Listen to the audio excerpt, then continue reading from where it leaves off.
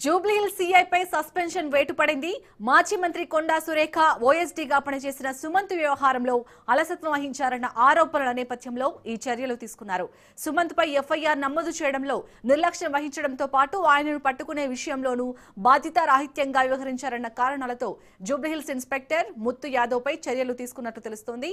కేవలం 3 వారాల క్రితమే జూబ్లీహిల్స్ ఇన్స్పెక్టర్ గా ముత్తు యాదవ్ బాధ్యతలు స్వీకరించారు. బాధ్యతలు చేపట్టిన కొద్ది రోజులకే సుమంత్ వ్యవహారంలో నిర్లక్ష్యంపై సస్పెన్షన్ వేటు పడటం పోలీస్ వర్గాల్లో చర్చనీయాంశంగా మారింది. రైట్, ఇక ఇదే అంశానికి సంబంధించి లేటెస్ట్ అప్డేట్స్ ని మా ప్రతినిధి ప్రవీణ్ అందిస్తారు. ప్రవీణ్. శాలిని, అయితే జూబ్లీహిల్స్ సిఐ పైన సిపి సజ్జన సస్పెన్షన్ వేటు వేసినట్టుగా కూడా తెలుస్తుంది.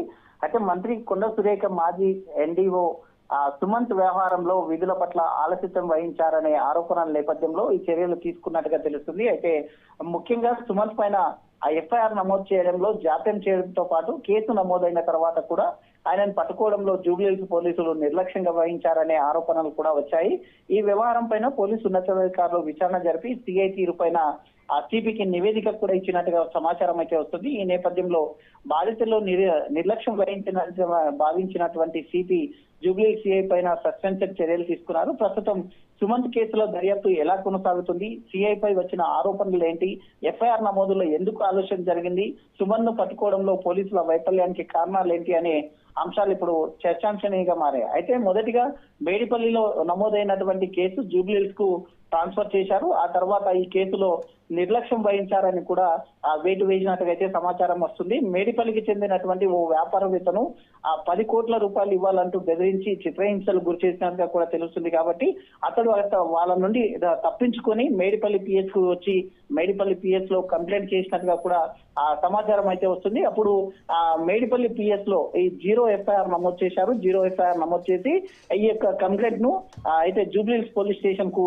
ట్రాన్స్ఫర్ చేయడం జరిగింది. అయితే ఆ బాధితుడి స్టేట్మెంట్ కూడా గతంలో రికార్డ్ చేయడం జరిగింది.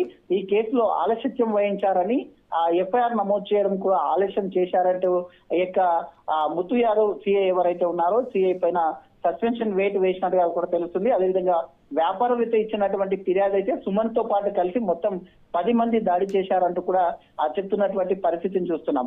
రీసెంట్ గా సుమంత్ డ్రైవర్ గా పనిచేసినటువంటి డ్రైవర్ ని అదుపులోకి తీసుకున్నారు. డ్రైవర్ ని అదుపులోకి తీసుకున్న తర్వాత మరో 3 కూడా పోలీసులు అరెస్ట్ చేశారు. అయితే ఈ కేసులో ఇప్పటికీ 4 అరెస్ట్ చేసినట్టుగా అయింది. ప్రధానంగా ఉండేటువంటి సుమంత్ ఎవరైతే ఉన్నారో సుమంత్ కోసము ప్రత్యేక బృందాలను కూడా ఏర్పాటు చేశారు.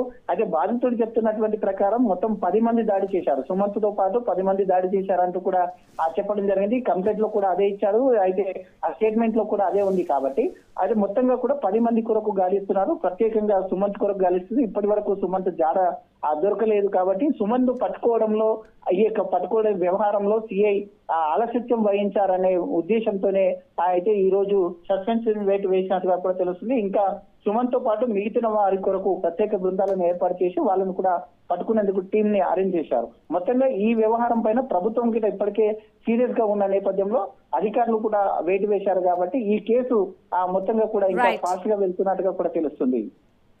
Right, thank you Praveen.